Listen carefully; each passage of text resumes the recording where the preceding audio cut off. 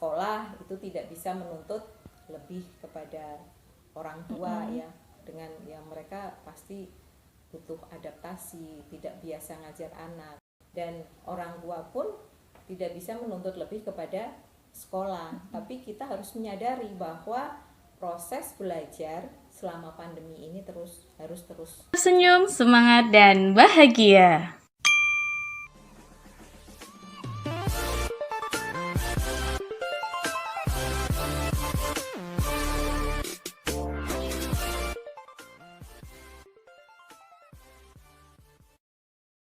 Assalamualaikum warahmatullahi wabarakatuh.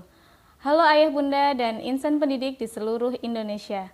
Hari ini saya akan ngobrol santai dengan topik pembelajaran efektif di masa pandemi. Dan tentunya hari ini saya juga tidak sendirian karena di depan saya sudah ada narasumber kita, Bunda Rusmini. Beliau adalah salah satu praktisi PAUD di KPIT Bina Putra Mulia. Assalamualaikum Bunda. Waalaikumsalam warahmatullahi wabarakatuh. Nah, pandemi sudah mulai ada di sekitar akhir bulan Maret ya Bun ya. Berarti sampai sekarang sudah Sampai 8-9 bulan ya. Mulahiran. Wah. Masya Allah ya, sudah hampir 1 tahun aja nih mau ulang tahun nih. Nah, efek pandemi yang kita rasakan di ranah pendidikan salah satunya adalah anak-anak jadi lebih sering berinteraksi dengan gadget. Karena pembelajaran yang dulunya offline sekarang menjadi online. Nah, sebagai orang tua, apakah Bunda juga merasakan sebagai guru di rumah? Wow. Masya Allah, luar biasa ya Bun ya. Allah. Terus dengan kondisi seperti sekarang ini, bagaimana lembaga Bunda menyikapinya? Pertama seneng libur ya. Hari pertama santai, hari kedua libur lagi, santai lagi, ketiga santai lagi, lama-lama bingung dan kaget ya. Yang jelas walaupun awalnya senang banyak liburnya, karena selama ini kita kan biasalah sekolah IT itu kan full ya, kerjanya full. Dari pagi sampai dengan sore. Tiba-tiba stuck gitu, tidak ada aktivitas. 1, 2, 3 hari kita mungkin merasa nyaman, tapi lama-lama ada tanggung jawab moral kepada kita, kepada anak-anak kita, bagaimana mereka itu mau diapakan selama pandemi ini. Tidak mungkin dibiarkan tidak ada kegiatan seperti itu. Dan yang jelas kami merasakan pada saat kondisi pandemi itu ada percepatan di guru-guru kami, khususnya dalam bidang IT. Mereka harus cepat tanggap dengan gadget, kemudian bagaimana membuat video pembelajaran, kemudian terobosan-terobosan yang lain. Dan kita itu dituntut untuk cepat berpikir, cepat beradaptasi, kemudian kita harus berkreasi nih, menemukan inovasi-inovasi agar kita bisa memberikan pembelajaran kepada anak-anak kita yang di kelompok bermain Bina Putra Mulia. Panjenengan tahu kan kelompok bermain itu usianya 3 sampai dengan 4 tahun. Iya, ya. betul sekali. Karakternya itu seperti apa? Nggak mau diam, aktif, betul. Kemudian rentang konsentrasinya sangat pendek gitu ya. Dan mereka butuh sentuhan langsung. Tidak mungkin kita hanya memberikan perintah kepada mereka, kemudian mereka bisa melaksanakan kegiatan itu tidak mungkin. Jadi tatap muka itu adalah pembelajaran sangat ideal. Tapi suka tidak suka, senang tidak senang, mau tidak mau tidak mau ya. Pandemi ini ternyata masih terus berlangsung sampai dengan sekarang. Dan di lembaga kami itu ada 2 kegiatan belajaran ya, karena belajar itu tetap harus berlangsung. Yang pertama itu ada daring, kemudian yang kedua itu luring. Kalau daring itu kan dalam jaringan, kalau luring itu luar jaringan.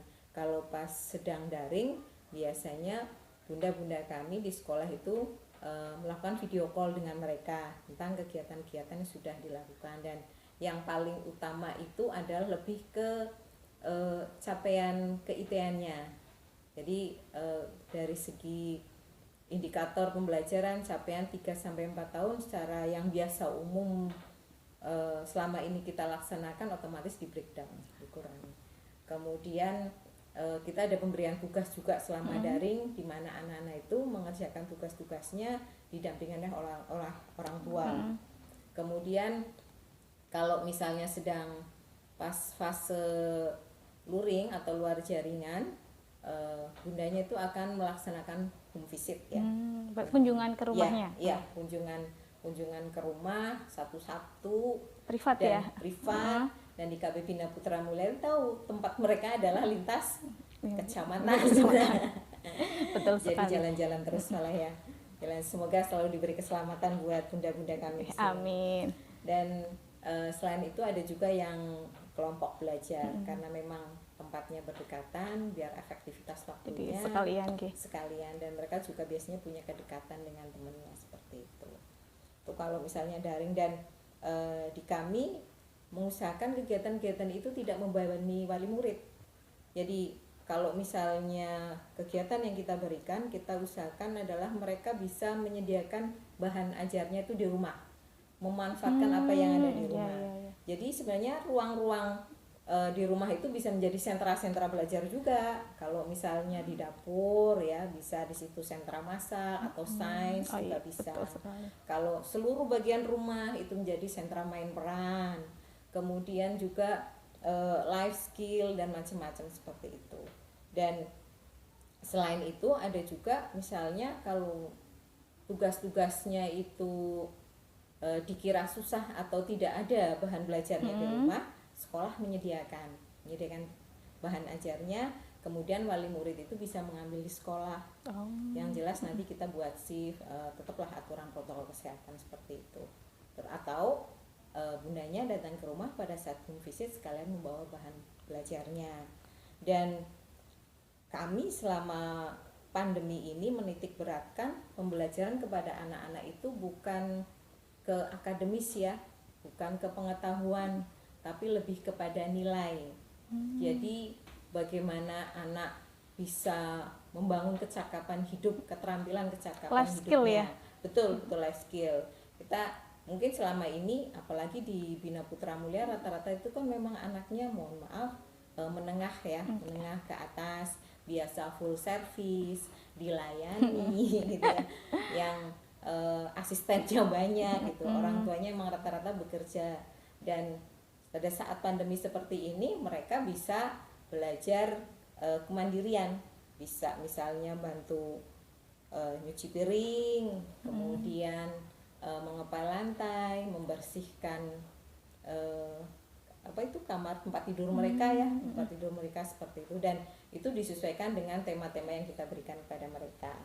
Dan dari semua kegiatan, implikasi selama pandemi ini, yang jelas kita harus tetap berhusnuzon ya, berhusnuzon kepada Allah, karena tidak ada yang terjadi di dunia ini karena kehendak Allah kan, seperti itu. Dan kita harus positive thinking bahwa apa yang Allah berikan kepada kita pasti ada hikmahnya lah, ada hikmahnya. Kalau dari sisi sekolah yang jelas gurunya jadi tambah pintar, lebih upgrade ya. Betul. Kalau nggak dipaksa seperti ini ya, kalau tidak dipaksa seperti ini, mungkin bu guru saya di zona nyaman terus gitu ya. Kalau sekarang dipaksa untuk membuat inovasi pembelajaran, kemudian secara digital mereka juga harus lebih tanggap. Kemudian kalau di sisi orang tua yang selama ini mungkin tidak peduli atau mungkin sedikit perhatiannya kepada anak, sekarang waktunya jadi lebih banyak karena orang tua yang bekerja itu kan banyak WFH juga ya di rumah gitu ya, di rumah. Dan feedback yang kita dapat, masya Allah, dari orang tua, ternyata pada saat mereka membantu putra putrinya mendampingi belajar, tidak semudah yang mereka bayangkan. Iya, betul sekali. Wow, ternyata bunda-bunda di sekolah sabarnya luar biasa. Jadi mereka ikut merasakan juga ya Bunda. Anak 1 tanduknya sudah tumbuh 2 gitu ya. Apalagi yang anaknya 4 tumbuhnya 8 iya, betul. tanduknya. Kalau ke semuanya sekolah, aduh, masya Allah, harus lebih itu. sabar. Jadi kita dengan kondisi seperti ini ya harus memahami bahwa sekolah itu tidak bisa menuntut lebih kepada orang tua ya, dengan yang mereka pasti butuh adaptasi, tidak biasa ngajar anak. Kalau anak usia dini mungkin masih lebih mudah ya, tapi kalau yang misalnya SMP, SMA gitu kan, terus kapasitasnya berbeda, kompetensinya itu berbeda. Dan orang tua pun tidak bisa menuntut lebih kepada sekolah, tapi kita harus menyadari bahwa proses belajar selama pandemi ini harus terus berjalan. Seperti itu. Jadi komunikasi, hubungan yang baik antara sekolah dengan wali kelas, dengan orang tua itu memang harus harmonis lah, harus dijalin agar hak anak untuk belajar itu tetap bisa terpenuhi. Oke, baik, berarti kesimpulannya adalah dengan kondisi yang sekarang, sekolah tidak bisa menuntut pada orang tua, sebaliknya orang tua pun tidak bisa menuntut lebih kepada sekolah. Nah, berarti yang bisa kita lakukan adalah saling memahami dan menyadari bahwa proses belajar harus tetap berjalan apapun kondisinya. Bukan begitu, Bunda? Betul, sangat iya, setuju. Oke. Wah. Demikian ngobrol santai dengan narasumber kita, semoga bisa memberi pencerahan. Kita berharap pandemi ini segera berakhir sehingga proses belajar bisa berjalan normal kembali. Amin. Terima kasih kepada Bunda Rusmini yang telah menemani ngobrol santai hari ini. Jangan lupa jaga iman dan imun, tetap senyum, semangat, dan bahagia. Demikian, wassalamualaikum warahmatullahi wabarakatuh. Terima kasih.